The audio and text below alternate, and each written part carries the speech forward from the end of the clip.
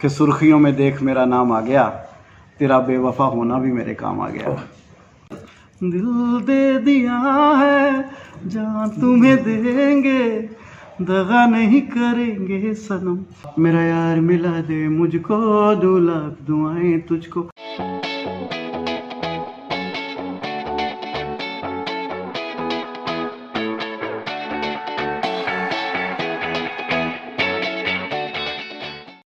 में दिल्ली से मुंबई आकर गायक, गीतकार और संगीतकार आनंद राज आनंद ने अपना प्राइवेट एल्बम बाबू टिप टॉप तैयार किया, जिसके कैसेट भी बाजार में आ गए थे, मगर 2 दिन में ही इस कैसेट को बाजार से वापस ले लिया गया क्योंकि इसके गाने फिल्मों के लिए चुन लिए गए थे। आनंद राज आनंद पहले गायक थे जिनके साथ यह हादसा हुआ था, मगर बॉलीवुड में उनकी शुरुआत बतौर संगीतकार 1996 में फिल्म मासूम से हुई। फिर फिल्म मेजर साहब में उन्होंने बतौर गायक व संगीतकार काम किया। उसके बाद उन्हें पीछे मुड़कर देखने की जरूरत नहीं पड़ी, पर अचानक वह गायब हो गए थे। अब पूरे 6 वर्ष बाद वह फिल्म शादी में जरूर आना की लोकप्रिय गीत ठुकरा के मेरा प्यार का रीमेक करते हुए ठुकरा के मेरा प्यार 2 वो लाकर वापसी की है। इसके अलावा उन्होंने एल्बम तरफ के लिए लगभग 100 से अधिक गाने बनाए हैं, जिनमें से 12 गाने जल्द रिलीज करने वाले हैं। अब तक के करियर 6 साल तक के गायब रहने और वापसी को लेकर आनंद ने फिल्म संगम चैनल से लंबी बातचीत। 1995 अपने पिता का बिजनेस छोड़ आप बम्बई नगरी चले आए थे। हाँ। संगीत के क्षेत्र में कुछ करने के लिए, ऐसी क्या प्रेरणा हुई थी? अरे प्रेरणा एक्चुअली क्या था कि मुझे स्कूलों में, कॉलेजेस में गाने का जो शौक़ था, उसकी वजह से पिताजी को हमेशा बाहर से खबरें मिलती रहती थी कि यार तेरा बेटा, मुझे उनके सामने तो बड़ी झिझक होती थी गाने में, लेकिन उनको खबरें मिलती थी। तो एक दिन उन्होंने कहीं बोल दिया कि हमारे कुछ दोस्त हैं, उनके यहाँ पे कोई गेट टुगेदर है, तू भी चल साथ में। तो मैं चला गया उनके साथ। वहाँ पर कोई 20-25 लोग थे, बिजनेस लाइन के थे। एंड वो आपको पता है पंजाबियों में जो सिस्टम होता है, थोड़ा सा जाम वाम भी चलते हैं, बातें भी होती हैं। उस माहौल में थोड़ा बात छिड़ गई। किसी ने एक शेर सुना दिया, 1-2 शेर सुना दिए, तो मेरे को लगा यार तो मुझे भी अपना कुछ बोलना चाहिए। तो मैंने बोला सर इसका जवाब है मेरे पास। तो इस तरह से बात शुरू हुई एंड धीरे धीरे महफिल शुरू हो गई, वाह शुरू हो गई और गाने शुरू हो गया। मेरे फादर ने पहली बार मुझे 1 घंटा गाते हुए सुना। उसके बाद घर आने के बाद उन्होंने रियलाइज़ किया इसके अंदर टैलेंट है। हालांकि उनको भी गाने का शौक़ है। अच्छा। हाँ, उनको गाने का शौक़ था और कब भजन गाते थे, मोहम्मद रफ़ी साहब के गाने गाते थे। एंड एक दिन मैंने उनसे बोल ही दिया कि मेरा दिल कर रहा है बॉम्बे जाने का। कहते बॉम्बे तो जाएगा, दुकान ख़राब हो जाएगी। I was the major salesman at the shop and मैं अपने भाई बहनों का सबसे बड़ा ही हूँ एक तरह से। 6 ब्रदर सिस्टर्स वी हैव। तो वहाँ से उनको लगा ये जिम्मेवारी का काम है और मुंबई शहर कोई मजाक नहीं है वो। लेकिन कुछ ताल्लुकात ऐसे बन गए। आई वॉज प्लानिंग के लोगों से पहले मिलूँ ताकि वहाँ जाऊँ तो मैं ये ना हो कि मैं खाली सड़कों पे जाके स्ट्रगल करूँ कहाँ जाना है। मैं पहले ही टीनू आनंद जी का कोई मेरा रिलेशन बन गया, लिंक आ गया कि कोई मुझे उनसे इंट्रोड्यूस कराने वाला। बस वो एक हमारा गुड लक हो गया। टीनू जी के साथ फर्स्ट मीटिंग टीनू आनंद जी के साथ 15 दिन में 16 दिन में हो गई थी। मैंने उनको गाने सुनाए घर पे। उन्होंने बोला मैं पिक्चर शुरू कर रहा हूँ मेजर साहब, लेकिन 6 महीने बाद शुरू होगी और कोई गारंटी नहीं है। मेरा इरादा है मैं अमिताभ बच्चन जी को ये गाने सुनवाऊँगा। तो वही उन्होंने गाने सुनवाए। गाने सुनने के बाद मुझे वहाँ से विदा कर दिया गया।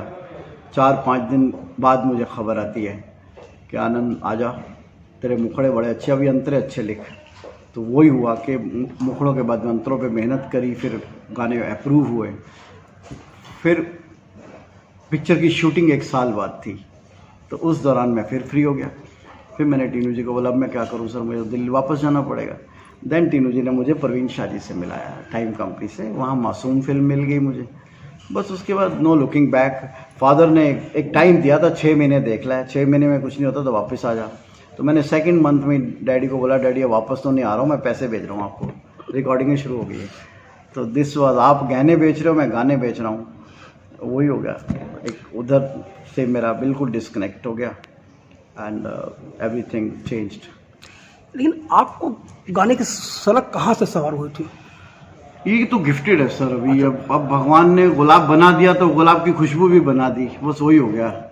अब हमें बना दिया तो हमारे अंदर कोई गुण दे दिया, अब बस उस गुण का मज़ा लेते थे वो मज़ा लेते लेते हमें पता ही नहीं चला कब हमने गाने इकट्ठे कर लिए, कब लिख लिए, कब बना लिए। तो ये सब कुदरत का खेल है, इसमें मैं अपने आप को बिल्कुल भी वो नहीं देता हूँ क्रेडिट। तो बम्बई आप गीतकार बनने आए थे या संगीतकार या गायक? नहीं, मेरे को तो सिर्फ गाने का ही शौक था, मैं तो गाने के लिए आया था। पर उस दौरान उन दिनों में एल्बम नाम की कोई चीज़ नहीं होती थी, सिंगल्स नाम की कोई चीज़ नहीं होती थी, सिर्फ बॉलीवुड के गाने होते थे। तो यहाँ कुमार शानू, उदित नारायण, अभिजीत, सोनू निगम, ये सब छाए हुए थे। तो मेरे को गाने के लिए तो कंपनी ने मना कर दिया, सब ने। तो फिर उन्होंने बोला तेरे गाने खरीद लेंगे हम, तेरे गाने लिखे बहुत अच्छे हैं, कंपोज बहुत अच्छे किए हुए हैं। तो म्यूज़िक डायरेक्शन में आने से मेरे को ये बेनिफिट हो गया, जो गाना मुझे गाना होता था वो मैं गा भी लेता था, क्योंकि म्यूज़िक डायरेक्टर ही सिंगर को चांस देता है। करेक्ट। तो कुछ जैसा ईश्वर ने प्लान किया था उन्होंने करवा दिया। आपने सबसे पहले प्राइवेट एल्बम बनाया था। हाँ, बाबू टिप टॉप, वाह, ये आपने बड़ी पता की बात की, बहुत कम पत्रकारों को पता है ये बात। वाह, बाबू टिप टॉप करके एल्बम में लेके आया था कि मैं एल्बम रिलीज़ करूँगा, और उस एल्बम का सबसे पहला गाना था झांझरिया, उसकी झनक गई। वो परवीन शाह जी ने बोला सुनील शेट्टी की पिक्चर के लिए मुझे चाहिए। वहाँ से फिर वो एल्बम का एक एक गाना फिर फिल्म ही सिलेक्ट हो गया, एल्बम तो बंद होगी, मार्केट से वापस ही मंगा लिए कैसेट्स। लेकिन ये वो दौर था जब प्राइवेट एल्बम बनते नहीं थे, तो आपके दिमाग में क्यों आके प्राइवेट एल्बम से शुरुआत की जाए? क्योंकि उन दिनों क्या होता था, पंकज उधास, अनूप जलोटा, जगजीत सिंह, इन सबके एल्बम आते थे, लेकिन इनके एल्बम्स गजलों के होते थे। करेक्ट। तो मैंने यही सोचा कि यार 8 गाने ही तो बनाने हैं जो मुझे पसंद है, और दूसरों को मैं कॉपी कभी नहीं करता था। मुझे लगता था जिस चीज़ में मुझे आनंद नहीं आ रहा ना, मैं उसको रिकॉर्ड भी नहीं करता था, लिखता भी नहीं था। और ये सोच के तो कभी नहीं वो ऐसा कर रहा तो मुझे भी ऐसा करना है, ये मेरी आदत नहीं थी। तो ये आइडेंटिटी अपनी क्रिएट करने का जो लालच था ना, कि अपनी पहचान खुद बनाएं, उसकी वजह से ये एल्बम का मैंने पंगा ले लिया। और मैं दिल्ली से ही रिकॉर्ड करके लाया था सारे गाने, बॉम्बे में आके फिर उनको री रिकॉर्ड किया। री रिकॉर्ड होने के बाद मेरा फोटो इनले कार्ड बन गया, टोपी लगा के और गिटार हाथ में पकड़ के एल्बम मार्केट में रिलीज हो गई। मार्केट से कैसेट्स वापस मंगाए गए टाइम कंपनी से कि सब गाने फिल्मों में लगेंगे, एल्बम नहीं रिलीज करना। मुझे तो ऐसा किसी दूसरे गायक या सिंगर के साथ नहीं हुआ होगा। हाँ, नहीं हुआ, ये मेरे साथ ही हुआ सिर्फ। इसकी क्या वजह है आपको लगी? गाने क्यों पॉपुलर हुए थे उस वक्त, उस जमाने में? क्योंकि रूह से निकले हुए गाने हैं ना सर, इसमें क्या होता है कि जो चीज़ गाने वाले ने खुद लिखी होती है ना, उसका मतलब वही होता है। जो मज़ा अपने मकान में रहने का होता है वो किराए के मकान में रहने का नहीं होता। बिल्कुल सही। उसी तरह का मज़ा होता है अपने गाने का, खुद गाने का, अपने कंपोज। लेकिन आप 100% यू कैनॉट बिकम 3 थिंग्स ना। अब बन सकते हैं, क्योंकि अब सब बन रहे हैं। एपी डिलन है, शुभ है, बी पराग है, सब लोग अपनी अपनी पूरी कर रहे हैं तमन्ना, तड़प गाने की। तो वही तड़प अब हमारी शुरू होने वाली अगस्त 30 से मेरी एल्बम बन रही है, तड़प द हिडन डिज़ायर। उसका सबसे पहला गाना है भीगी रात, और उसके बाद फिर एक एक करके 15-15 दिन में हम गाने रिलीज़ करेंगे। एंड लेकिन उस जमाने में कीबोर्ड नहीं था। हाँ, कीबोर्ड नहीं होते थे उस जमाने में। तो उस वक्त के जो सिंगर होते थे, जो म्यूजिक डायरेक्टर होते थे, उनकी अपनी क्या मेहनत थी? एक्चुअली क्या होता था कि वायलेंस और लाइव म्यूजिशियन, उस टाइम पे इलेक्ट्रॉनिक चीज़ें नहीं होती थी। तो इलेक्ट्रॉनिक चीज़ अगर एक आती थी ना, कीबोर्ड जब आया था तो बहुत मुश्किल पड़ गई थी म्यूजिशियंस को कि कीबोर्ड तो एक है लेकिन उसके साथ बाकी हाथ वाले कैसे मिलाएंगे। करेक्ट। तो कई बार तो कीबोर्ड बुला के वापस भिजवा दिए गए कि नहीं चाहिए यार ये। तो ये बड़ा मुश्किल दौर था। फिर धीरे धीरे क्या हो गया, कीबोर्ड से लोगों ने हारमोनियम की तरह कीबोर्ड नहीं, उसमें रिदम प्रोग्रामिंग शुरू कर दी, उसमें और इंस्ट्रूमेंट्स बना के कीबोर्ड वालों ने गाने का पूरा स्ट्रक्चर बनाना शुरू कर दिया, जिसमें और म्यूजिशियंस की ज़रूरत नहीं पड़ती थी। वो गाने का स्ट्रक्चर बना देते थे, फिर उसके ऊपर ओवरलैप करवा लेते थे लाइव म्यूजिशियंस। लेकिन आप जैसे लोगों के लिए जिन्होंने लाइव रिकॉर्डिंग की है और आप म्यूजिक डायरेक्टर भी रहे हैं, कीबोर्ड पर काम करना कितना सहज था? बहुत सहज, बहुत ज़्यादा सहज हो जाता है। आपका नक्शा बन जाता है ना पहले, अब नक्शे के ऊपर आपको बिल्डिंग बनानी है। जब कीबोर्ड नहीं होता था तो नक्शा नहीं बनता था। सब लोग, तुम ऐसे उंगली की जाती थी, अभी तेरी बारी है तू बजाएगा, अभी तेरी बारी है, कंडक्टिंग करना पड़ता था। कीबोर्ड में क्लैरिटी हो जाती थी, गाना सबको आइडिया हो जाता था, इतनी देर तक ढोलक चलेगी, इतनी देर तक बंसरी आएगी, इतनी देर तक वायलेंस आएंगी, तो वो एक स्ट्रक्चर बन जाता। मैप बनने के बाद उस पर चलना होता था।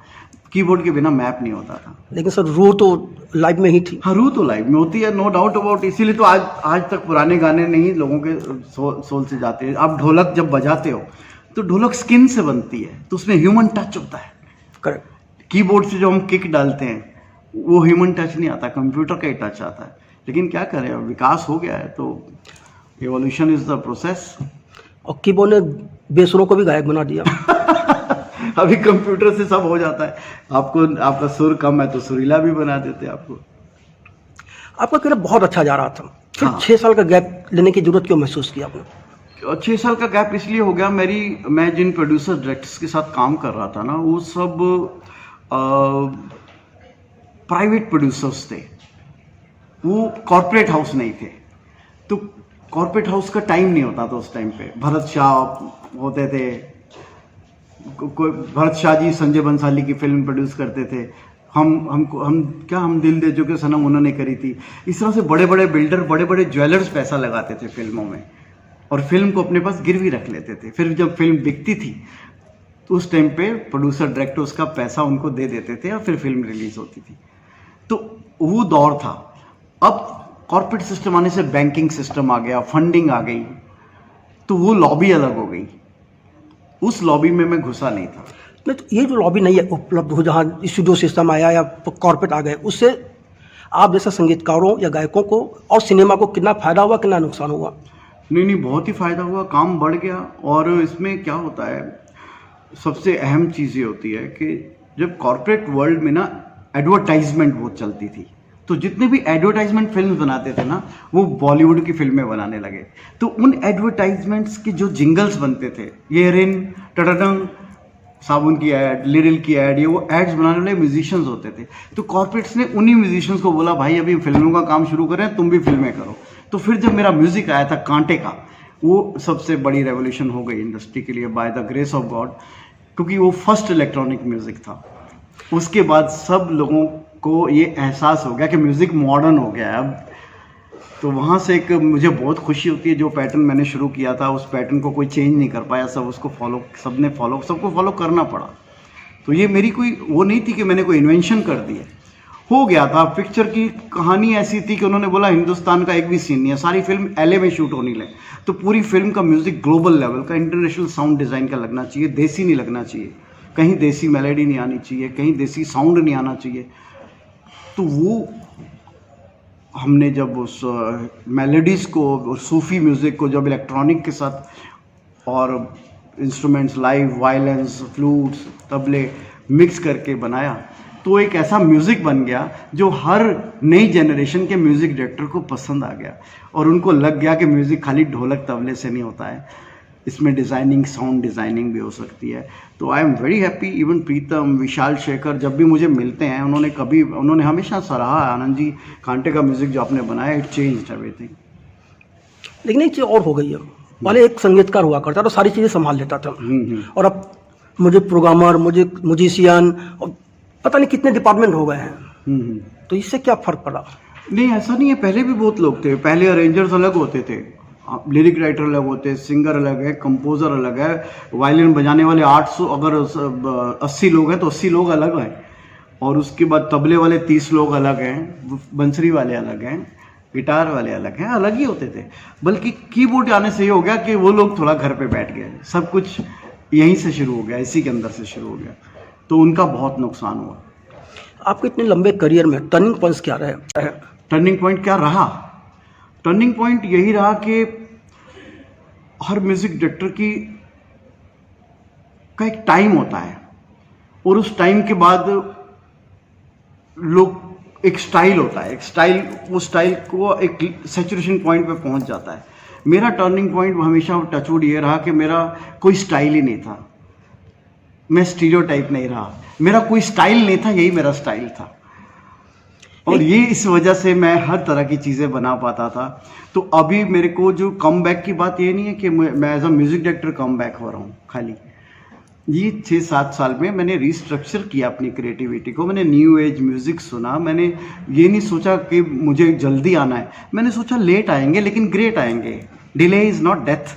ये तो 6 साल रहे, 6 साल आप क्या करते रहे? 6 साल मैंने गाने लिखे, बनाए। मैं गायब नहीं था, मार्केट से, काम से गायब नहीं था। हाँ, मेरा उदास पीरियड चला, मैं 2-3 साल बहुत उदास रहा, दिल टूटा। बच्चे भी मुझे कहते थे मेरे कि डैड, जब हम छोटे थे तब यूट्यूब थी नहीं, अब बड़े हो गए तो यूट्यूब है। अब यूट्यूब के टाइम पे, आपके टाइम पे यूट्यूब नहीं था, आपके टाइम पे डिजिटल मीडिया नहीं था। अब आज का म्यूजिशियन एक गाना करता है तो सारे वर्ल्ड में, आपने 100 फिल्में की हुई हैं लेकिन आप इंस्टाग्राम पे नहीं हो, आप उस पर नहीं हो। तो मैंने बोला बेटा ठीक है, अपना अपना दौर है, कई मेरे जैसे कई लोगों के दौर हैं। तो लेकिन उन्होंने इंस्पायर किया मुझे कि डैड देखो, संगीत तो आपके अंदर से गया नहीं है, तो टैलेंट इज़ नॉट दैट कि यू आर टैलेंटेड। टैलेंट तो आपका है ही नहीं, तो भगवान ने दिया है। What you did with that talent, that is the talent. मैं आपके बच्चों की इस बात को मान लूँ तो आपको लगता है कि जो काम आपने किया जब यूट्यूब नहीं था उसे जितना लोग याद करेंगे, क्या वो जो अब यूट्यूब पर काम हो रहा है उतना लोग याद करेंगे उसको? हाँ हाँ, काम अच्छा होगा तो याद करेंगे। अगर देखो एवरेज गाना बनाओगे, जो बात दिल पे नहीं लगेगी, वो कैसे, दिल फटता है तो बिल फटता है साहब, दिल ही नहीं फटेगा तो बिल कहाँ से फटेगा। चलिए, जब 6 साल बाद आपने वापसी की सोची हाँ, तो मेरी शादी में जरूर आना के गाने को ही रीमेक करने की क्यों सोची आपने? अरे ऐसा नहीं था, मैं क्या सोच रहा था, मैं अपनी तड़प एल्बम बनाने की प्लानिंग कर रहा था। तो अब क्योंकि स्टॉक इतना इकट्ठा हो गया, डिवोशनल का, सूफी का, डांस नंबर्स, मैरिज नंबर्स, हर तरह के रैप नंबर, हर जॉनर का म्यूज़िक बन गया था। तो अभी मतलब समझ लो कि फ्रिज इतना भर गया कि अब इसमें कुछ फ्रूट रख नहीं सकते हो, तो अब सिर्फ खिलाना है। तो अब उस तैयारी से मैं आने वाला, जैसे ही मेरा प्लान बना कि एल्बम तड़प बनानी है मुझे, तो जी म्यूज़िक से मुझे फ़ोन आ गया। अच्छा। हाँ, मेरे किसी दोस्त ने सजेस्ट किया कि जी वालों को आइडिया दो एक, कि ठुकरा के मेरा प्यार 1 बिलियन हो गया है। 1 बिलियन किसी गाने का होना हिंदुस्तान में बहुत बड़ी बात है। करेक्ट। 1 बिलियन होने के बाद तो एक उन्होंने कहा कि इसका क्या सेलिब्रेशन करें आनंद जी इसकी। मैं क्या सेलिब्रेशन, क्या सर पार्टी नहीं, इसकी पार्टी थोड़ी करने के 1 बिलियन हो गया। लोग अब फॉरेन कंट्रीज़ में तो पता नहीं कितने कितने बिलियन हो जाते हैं। बिल्कुल सही। तो इसके लिए एक ही काम कर सकते हैं, इसी गाने का 2.0 बनाते हैं। तो बोले बनाना तो आपने है। तो मैंने बोला ठीक है मैं बनाता हूँ।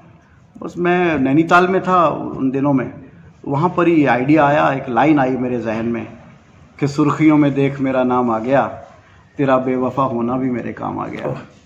वो लाइन से एक शुरुआत हो गई। तो हमने फिर इस गाने को कंप्लीट किया, पूरा लिखा, 6-7 दिन में ही हो गया था सब। फिर वापस आके इसको रिकॉर्ड किया, कंपनी को प्रेजेंट किया, तो वो लोग एक्साइटेड हो गए। अब उन्होंने कहा कि अब हम राजकुमार राव की डेट तो नहीं ले सकते अब इस गाने के लिए, क्योंकि आज आर्टिस्ट लोगों के कॉन्ट्रैक्ट्स होते हैं कॉर्पोरेट्स के साथ कि आप इसमें इतने दिन तक आप सिंगल सॉन्ग नहीं करोगे। Correct. हमारी फिल्म की शूटिंग के दौरान आप अपने आप को ऐसे एक्सपोज नहीं करोगे कमर्शियल। तो कोई दिक्कत थी। तो फिर डिसीज़न हुआ कि इसी फिल्म के क्लिप्स को यूज़ करके मुझे फीचर करके एक स्टोरी टेलर की तरह, मैं एक्टर की तरह नहीं आया, मैं एक परफॉर्मर की तरह मुझे गाना था, मैंने गाया। और अभी गाना आज रिलीज़ हुआ है, आप सब तक पहुंच जाएगा। मैं तो उसकी स्क्रीनिंग भी करना चाहता था आज। तो any how I am very happy कि एक बहुत बड़े गाने के साथ फिर एक गाने का मुकाबला होगा। तो बस मैं यही चाहता हूँ कि आवाम को फिर दोबारा से गाना स्क्रॉल करना पड़े, वो देखें ज़रूर कि यार अगर पहला ये था तो दूसरा क्या था। तो ये दूसरा गाना आपने जो बनाया, इसमें चेंजेस क्या क्या किए? जैसे आपने कहा लाइन कुछ अलग हो गई, पूरा चेंज कर दिया। एक लाइन सिर्फ हमने यूज़ की है, ठुकरा के मेरा प्यार मेरा इंतकाम देखेगी, बाकी पूरा गाना सेम है, 100% डिफरेंट है। अच्छा। राइटिंग डिफरेंट है, कंपोजिंग डिफरेंट है, एक एक लफ्ज़ अलग है, कहानी अलग है। तो 3 मिनट के गाने में 20 या 30 सेकेंड्स सिर्फ उसका लिरिक्स है पुराने का, बाकी का सारा नया है। It's a total new song with the hook line, with the recall value.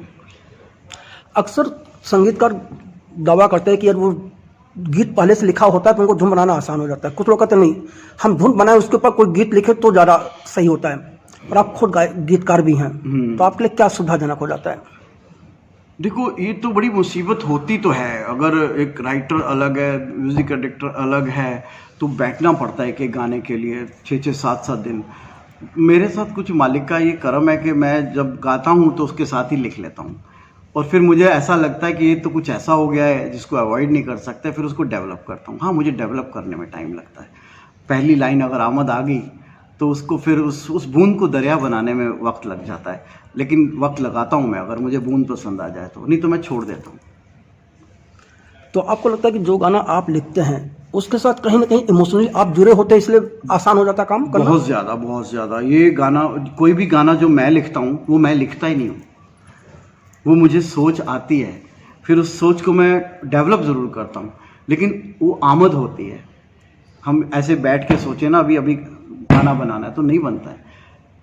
कभी ट्रैवलिंग में कोई लाइन आ जाएगी, कभी कोई गाना सुन रहे हैं गाड़ी में तो कोई लाइन आ जाएगी, कभी किसी के मुंह से कोई बात निकल गई तो वो बात पकड़ ली, बात आ जाएगी।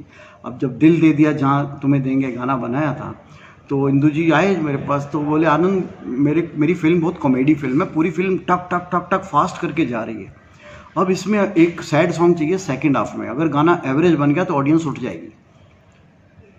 तो मैंने कहा चाहते आप क्या हो, क्यों गाना डाल रहे हो? फिर कहता नहीं, एक गाना ऐसा चाहिए कि ना ऑडियंस रोए।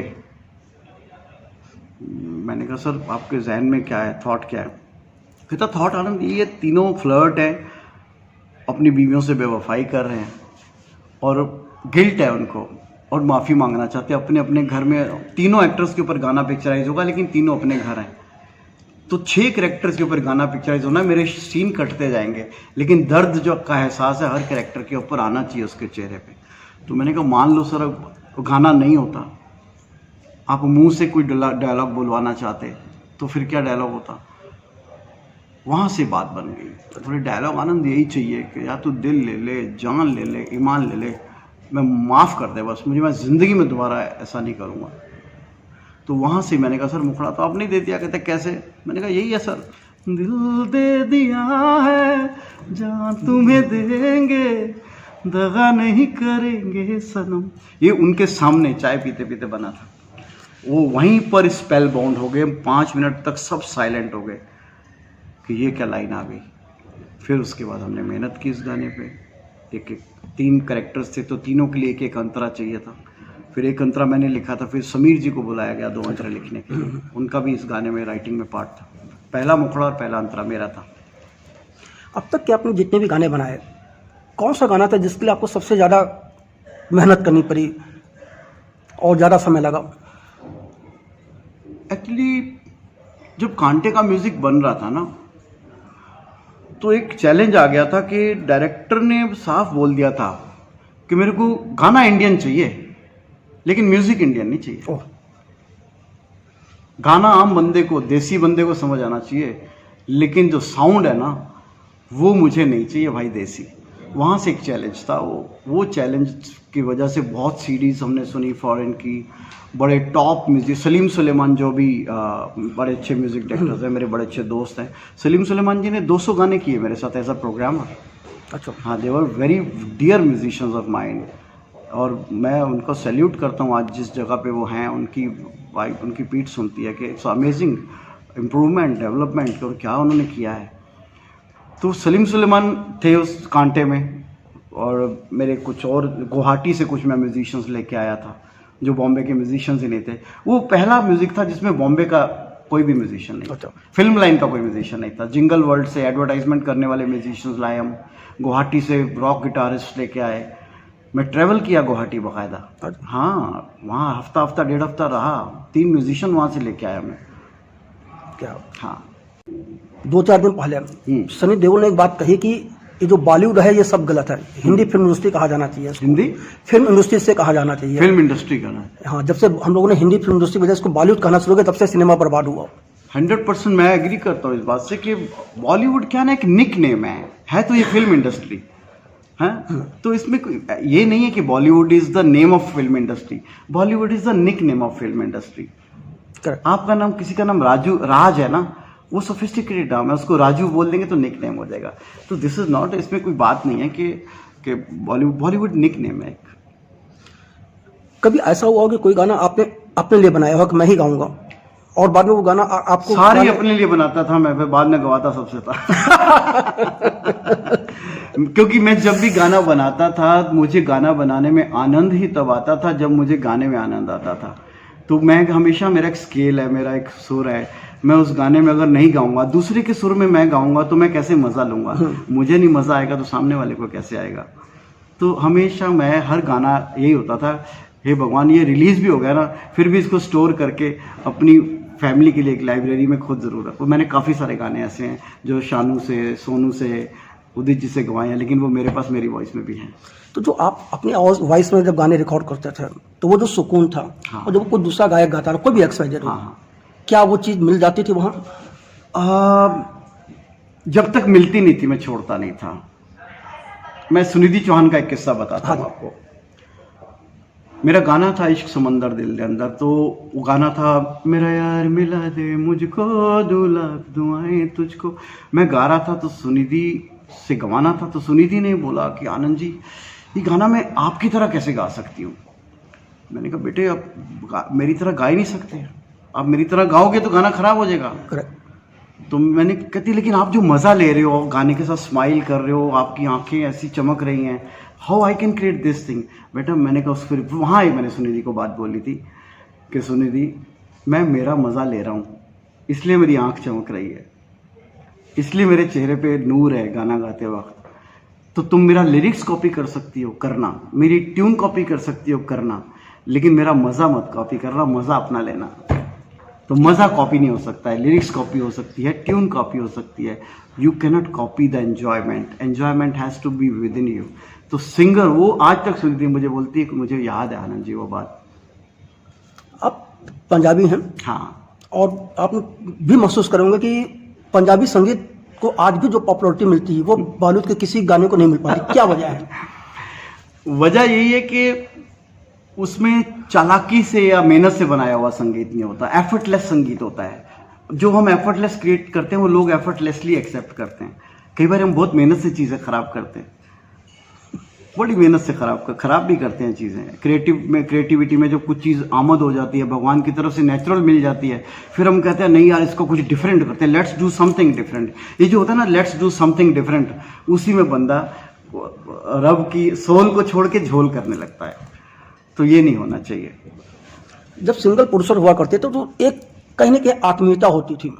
हाँ, बेहद बेहद। कॉर्पोरेट के आने पर वो आत्मीयता तो कहीं रही नहीं, भाई सारी साहब- चीज प्रोफेशनल। दूर से बात कर लीजिए आप, भाई साहब इसका संगीत पर कितना असर मैं है? आपको इस बात पे दाद देता हूँ, हमें यस बड़ा फर्क पड़ता है। क्रिएटिव वर्ल्ड में जब कॉर्पोरेट सिस्टम आता है तो अगर डायरेक्टर के साथ रिश्ता रहता है, प्रोड्यूसर की बात नहीं कर रहा हूँ, डायरेक्टर के साथ रिश्ता रहता है और डायरेक्टर के साथ आपका दिल मिलता है, तो ना डायरेक्टर कॉर्पोरेट देखता है, ना सिंगर देखता है, ना कंपोजर। कॉर्पोरेट एक बिजनेस स्ट्रेटजी है, करेक्ट। वो बिजनेस स्ट्रेटजी परफेक्ट है अपने आप में, वो उनका टैलेंट है, उनकी एडमिनिस्ट्रेशन है। हाँ ये है कि हमारा एक गाना कोई, मैं रूम में जाता हूँ और एक गाना सुनाता हूँ, वो कहे हाँ ये गाना आप नेक्स्ट टेबल पे सुनाइए जाके प्लीज़, उनको भी सुना दीजिए, उनको भी सुना दीजिए, वहाँ तो क्रिएटिव आदमी बर्बाद हो जाता है। करेक्ट। वो सिस्टम अगर होता है तो then corporate is bad, composer is bad, lyricist is bad. Director के साथ, क्रिएटिव के साथ क्रिएटिव बैठा है ना, जब वो सोल कनेक्शन अगर डायरेक्टर के साथ है तो कॉर्पोरेट तो उनकी क्रिएटिविटी में 4 चांद लगा देते हैं, मार्केटिंग स्ट्रेटजी से डेवलप करते हैं उसको और बड़ा कर देते हैं। तो नथिंग इज़ रॉन्ग। एक चीज और देखी गई, बॉलीवुड में एक गाना हिट होता है तो सिंगर उसके बाद सैकड़ों म्यूजिक कंसर्ट करके पैसे कमा लेता है। हाँ हाँ, आपने ये सब कभी नहीं किया? देखो क्या होता है ये तकदीर होती है। रब किसी को पर्दे के पीछे रखता है, किसी को पर्दे के सामने रखता है। शेफ बनाता रहता है, धुआं झेलता है, पसीने आते हैं उसको, मिर्ची दाल छानना, मतलब कितनी मेहनत करके 2.5-3 घंटे में कोई अच्छी चीज़ बनाता है। वेटर 1 मिनट में जाता है, सर्व करता है, how was the food sir, तो टिप वेटर ले जाता है, शेफ़ को नहीं मिलती। तो ये कोई गलत बात नहीं है। तो किसी का वो, इसमें ये नहीं कह सकते हैं कि सिंगर छोटा है या बड़ा है। जो सामने आता है ना उससे बात की जाती है, जो पर्दे के पीछे उससे बात भी आप कैसे कर सकते हो, तो एडवांटेज भी उन्हीं को मिलती है। तो मालिक का कर्म होता है कि वो कैसे किसको सामने लाना चाहता है।